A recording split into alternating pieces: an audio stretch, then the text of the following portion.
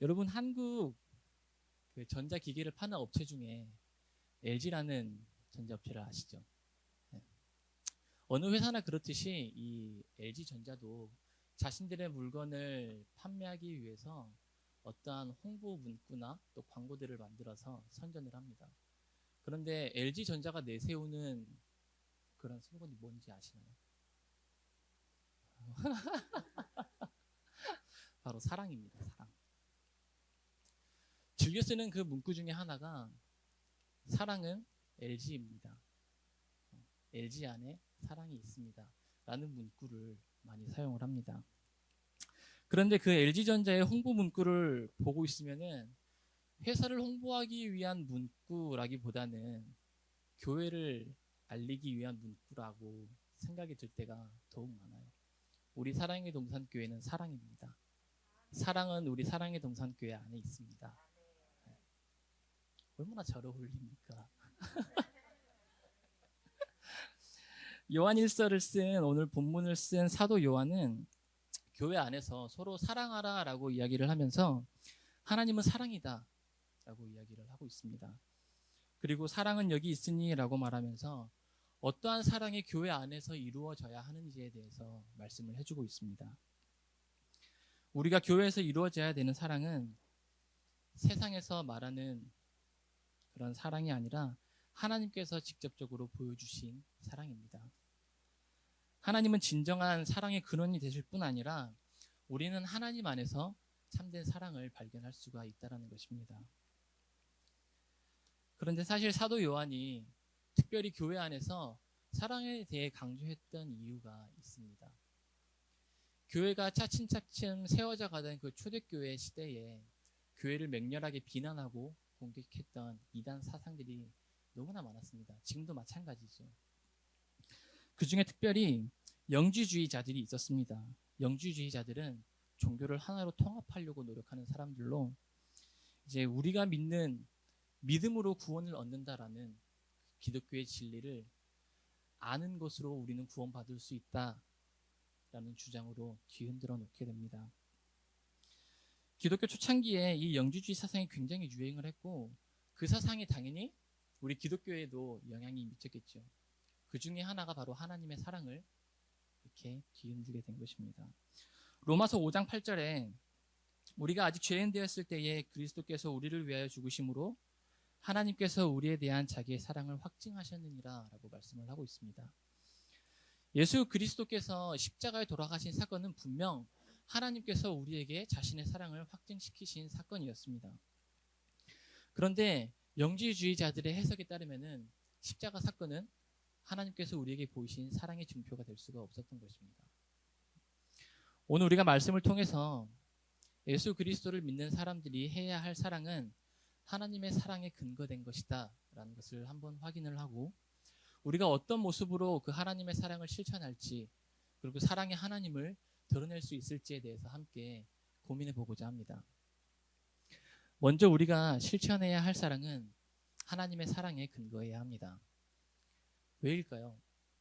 왜냐하면 하나님은 사랑 그 자체이시고 진정한 사랑은 우리가 살고 있는 이 땅 가운데 속한 것이 아니라 우리가 소망하고 있는 하나님께 속한 것이기 때문입니다. 참 이 땅을 살아가는 많은 사람들이 다른 어떠한 것보다 사랑에 대해서 굉장히 높은 가치를 두고 살아갑니다. 그런데 각 사람들마다 그 사랑을 표현하고 또 나타내는 방식에 있어서는 많은 차이를 드러내게 됩니다. 몇 가지 예를 들면은 카사노바라는 단어 많이 아시죠? 단순히 바람둥이를 뜻하는 것이 아니라 성적인 사랑을 추구하는 사람들을 이야기합니다. 그리고 한편으로는 어떠한 사람과 사람과의 관계가 아닌 물질들, 우리 돈이나 명예나 소유 한 것들에 대해서 사랑을 나타내는 사람들도 있습니다. 그리고 또 한편으로는 애완동물들을 사랑하는 애완동물들에게 사랑을 표현하는 사람들도 있습니다. 이처럼 이 땅에 살아가는 사람들마다 사랑을 이해하는 방식이 다르고 그 사랑을 또한 표현하는 대상이나 그런 표현하는 방법이 다르다는 것입니다. 그런데 오늘 이 사도 요한이 말하는 그리스도인으로서의 사랑은 그 사랑의 모범이 다양한 모습으로 존재하는 이 땅 가운데 있는 것이 아니라 하나님께 있다라는 것을 분명하게 이야기해주고 있습니다. 본문 9절 말씀에 보면 하나님의 사랑이 우리에게 이렇게 나타났다라고 말씀을 하면서 하나님께서 독생자를 세상에 보내시고 우리를 살리려 하신 것, 그것이 바로 하나님의 사랑이다라고 이야기를 합니다. 이어서 10절에 사랑은 여기 있다라고 말을 하면서 하나님께서 우리를 사랑하사 우리 죄를 속하시기 위하여서 화목제물로 그 아들을 보낸 것이 하나님의 사랑이다라고 말씀을 하고 있습니다. 하나님께서 우리에게 보여주신 그 사랑은 마땅히 죽어야 할 죄인들을 살리기 위해서 당신의 아들 예수 그리스도를 화목제물로 삼으신 사랑입니다.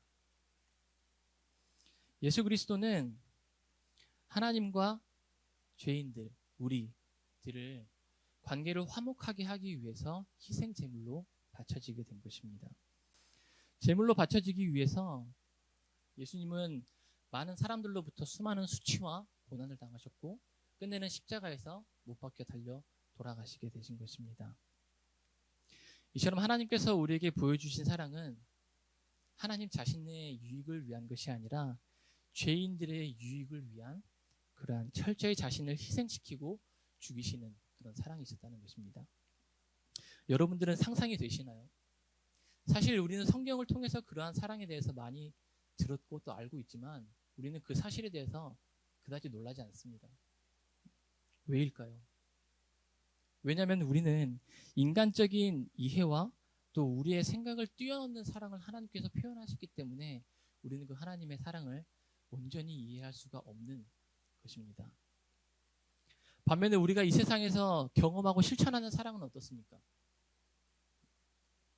자신의 유익을 위한 사랑으로 많이 왜곡이 되어져 있습니다.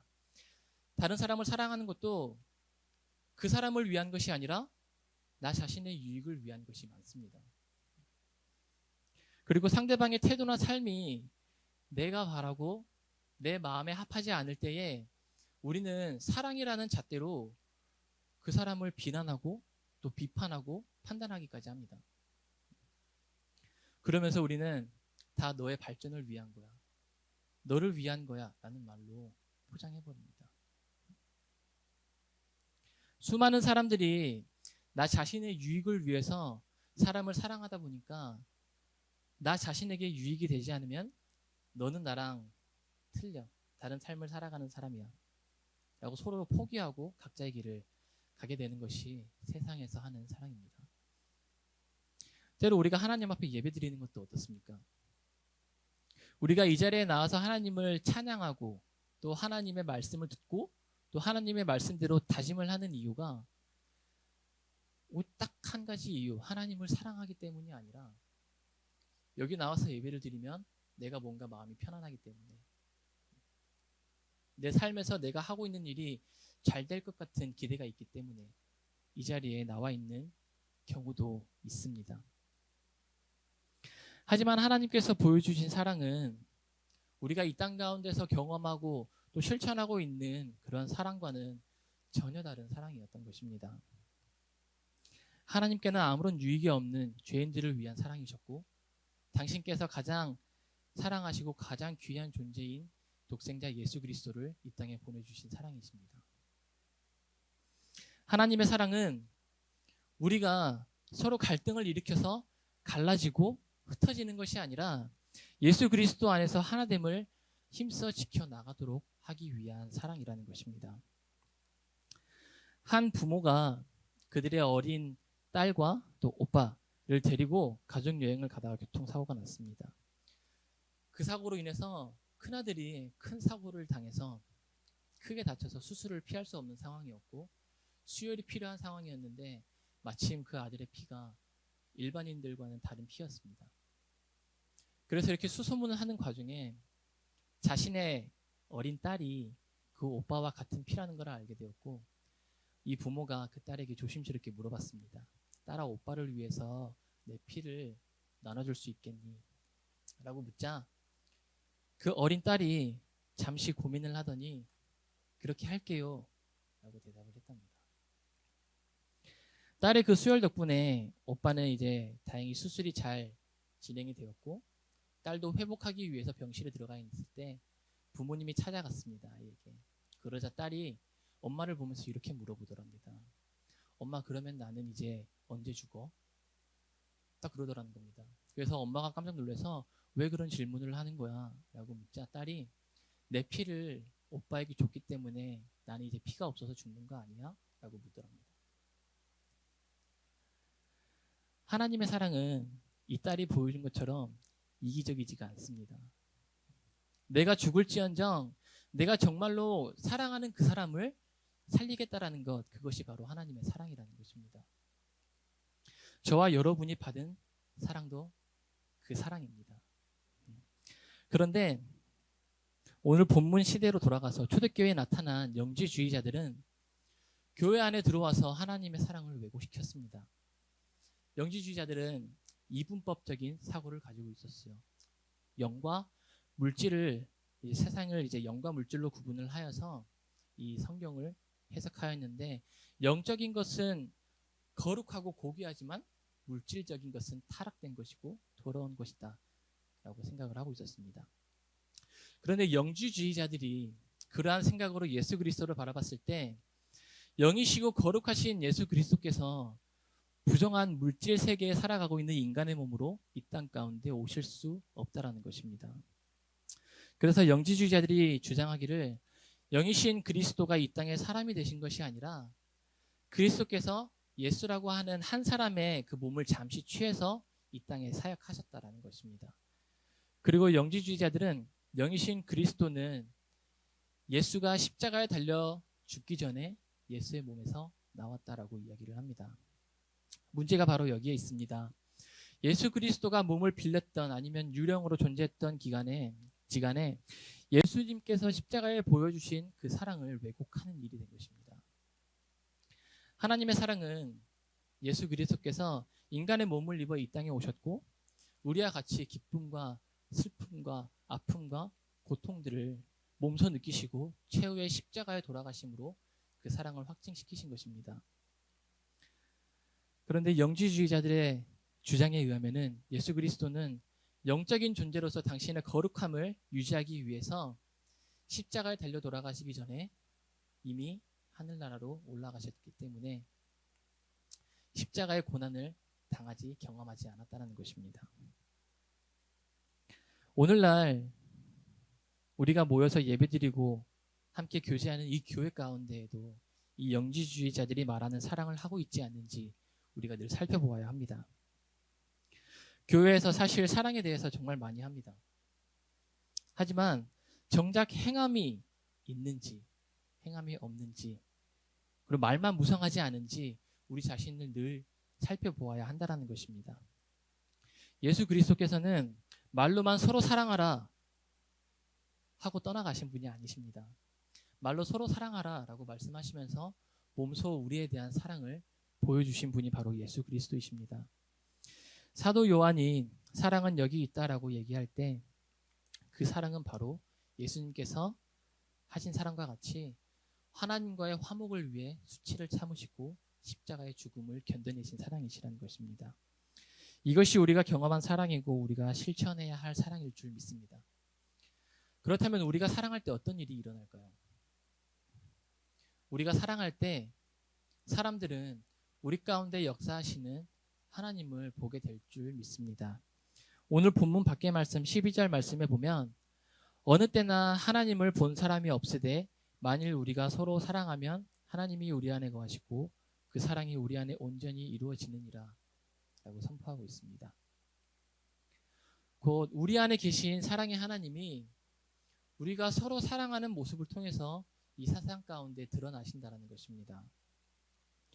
창세기 33장에 우리가 너무나 잘 알고 있는 야곱과 에서가 나옵니다. 야곱과 에서가 20년 만에 재회하는 그 장면에서 야곱은 형인 에서를 무서워하고 있습니다.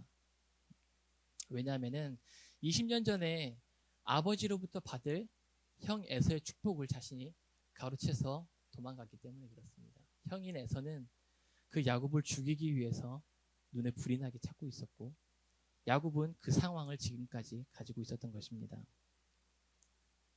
그런데 막상 야곱이 에서를 만났을 때 에서의 반응은 어떠했나요? 칼을 들고 야곱을 죽이기 위해서 달려들었던 것이 아닙니다. 오히려 야곱을 그 누구보다 반기면서 목을 끌어안고 그 누구보다 환영해 주었습니다. 야곱은 그 에서의 태도를 보면서 다음과 같이 말을 했습니다. 내가 형님의 얼굴을 배운즉 하나님의 얼굴을 뵌 것 같습니다. 라고 이야기합니다. 야곱은 형 에서가 자신을 용서하는 그 모습을 통해서 형의 사랑을 경험하게 되었습니다. 그리고 그 형의 사랑에서 다시 한번 하나님의 사랑을 경험하게 된 것입니다. 우리 모두는 서로 사랑하라 라는 예수님의 말씀을 힘써 지키고자 할 때 우리 안에 하나님이 거하시고 우리는 하나님의 모습을 이 땅에 드러내는 사람이 될 줄 믿습니다. 예수님께서도 말씀하셨습니다. 요한복음 13장에 너희가 서로 사랑하면 이로써 너희가 나의 제자인 줄을 알 것이다 라고 말씀하셨습니다. 교회는 예수 그리스도의 십자가 용서가 나타나는 곳이 되어야 합니다. 그리고 교회는 예수 그리스도의 십자가 사랑이 드러나는 곳이 되어야 합니다.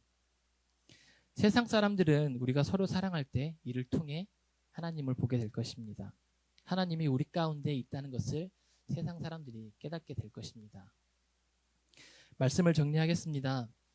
오늘날 사랑에 대해서 많이 강조하지만 사람들이 진정한 사랑이 뭔지를 잘 몰라서 자신의 감정이나 생각에 따라서 사랑하기도 하고 미워하기도 합니다. 그래서 이 땅 가운데에는 사랑도 있지만 미워하는 마음, 증오하는 마음도 함께 공존합니다. 이러한 때에 사도 요한과 같이 사랑이 여기 있습니다 라고 하나님의 사랑을 증거하고 실천하는 교회가 되기를 소망합니다. 사랑은 우리 교회를 움직이는 힘입니다. 우리 교회는 사랑입니다 라고 부끄러움 없이 그리고 담대하게 선포할 수 있는 우리 사랑의 동산교회 식구가 되기를 소망합니다. 여러분, 그리스도인으로서 누릴 수 있는 최고의 복이 무엇이라고 생각하십니까? 사랑. 그렇죠.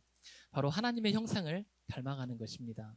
하나님의 형상을 닮아간다는 것은 여러분이 얘기한 것 같이 하나님의 사랑이 내 안에 있고 나는 하나님의 사랑 안에 거하는 것이라는 것입니다. 하나님은 세상이 우리 교회를 통해서 하나님의 사랑을 보기를 원하십니다. 교회가 이 세상에 기여할 수 있는 것은 무엇보다도 내 안에 계신 하나님을 드러내는 것입니다. 우리는 이미 하나님께서 베푸신 그 사랑을 간직하고 있는 사람들입니다. 우리 안에 일어나는 비판과 비난, 그러한 마음들을 표현하기 이전에 하나님께서 나에게 보이신 그 사랑을 베풀 수 있는 마음을 주시옵소서라고 기도할 수 있는 우리가 되었으면 합니다. 앞에 예화에서 본 자신의 오빠를 위해 대신 죽을 각오로 피를 수혈해 준 그 딸 아이처럼 자신의 모든 축복을 빼앗아간 야곱을 용서한 에서처럼 사랑하지 못할 것 같은 그 상황 가운데 사랑을 베푸는 우리가 되기를 소망합니다. 예수 그리스도께서 보이신 사랑으로 우리가 서로 사랑하면서 주님 안에서 하나 되기 위해서 힘써 노력할 때 세상은 하나님의 영광을 보게 될 줄 믿습니다. 우리 함께 기도하시겠습니다.